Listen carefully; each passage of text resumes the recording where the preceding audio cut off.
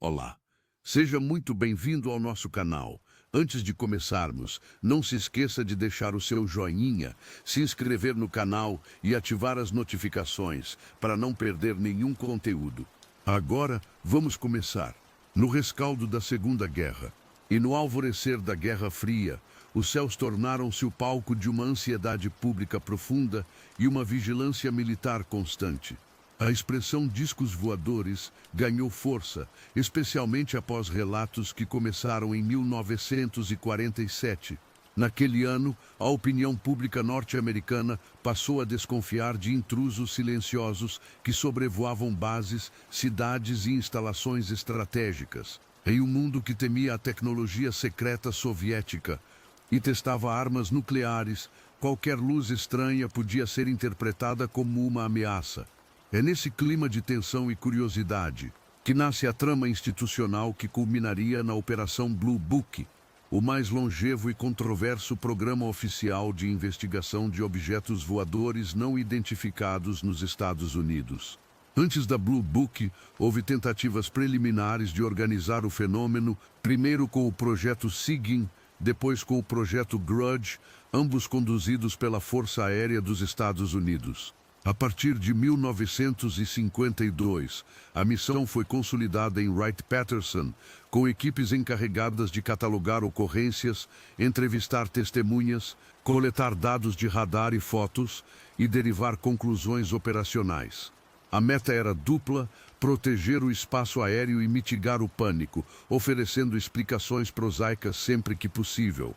No papel, a metodologia parecia robusta, com formulários padronizados e uma avaliação de confiabilidade das testemunhas e consultas a astrônomos, meteorologistas e engenheiros. O fenômeno, no entanto, resistia às gavetas fáceis. Relatos descreviam luzes que mudavam de direção sem inércia aparente, objetos em formas de disco, charuto ou esfera, aproximações silenciosas a aeronaves, interferência eletromagnética em carros e rádios, efeitos fisiológicos como calor e náusea, e o enigmático traço duplo, em que a observação visual e a detecção por radar aconteciam simultaneamente. A amplitude e a de testemunhas solitárias a múltiplos observadores treinados, inclusive pilotos militares.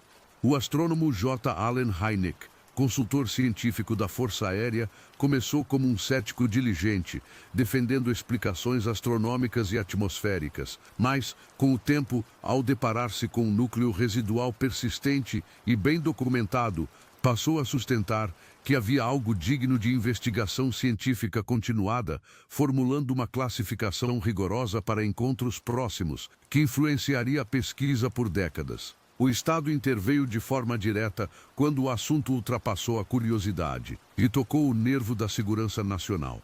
No verão de 1952, incursões consecutivas sobre a capital federal, com ecos de radar no centro de controle de Washington e pilotos tentando interceptações inúteis, levaram a uma das coletivas de imprensa mais concorridas da Força Aérea. Em seguida, o painel Robertson, patrocinado pela Agência Central de Inteligência, recomendou um programa de educação pública e de desmistificação para reduzir a saturação dos sistemas de reporte.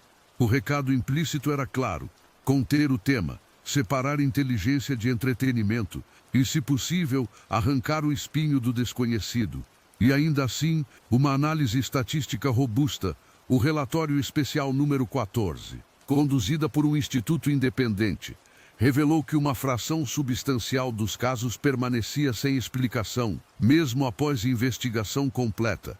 E quanto melhor a qualidade dos dados, maior a taxa de desconhecidos, algo acima de 1/5 e aproximando-se de 1/3 nos melhores conjuntos. Os arquivos da Blue Book guardam episódios que se tornaram clássicos: as luzes de Lubbock em 1951, fotografadas em formação por um estudante e vistas por professores, desafiaram a hipótese trivial de pássaros refletindo luz. O caso do piloto Thomas Mantell, em 1948, terminou em tragédia durante uma perseguição em altitude, oficialmente atribuído a um balão de grande altitude, mas sempre cercado de dúvidas. Em Washington, Em 1952, o chamado Carrossel de Washington combinou radar, controladores e pilotos em uma coreografia desconcertante. Em Socorro, Novo México, em 1964, o policial Lonnie Zamora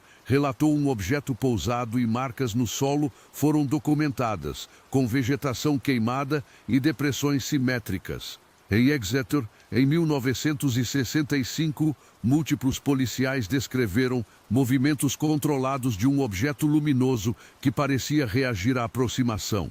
O incidente de Levelland, em 1957, apresentou panes simultâneas em veículos ao passo que um objeto brilhante surgia no céu. Um dos casos mais sólidos envolveu um bombardeiro de reconhecimento RB-47, em 1957, cuja tripulação e instrumentos registraram alvos com movimento inteligente por longas distâncias, gerando correlação entre sensores e testemunhos. E houve ainda perseguições prolongadas, como a de Portage County, em 1966, que expuseram as limitações das explicações apressadas.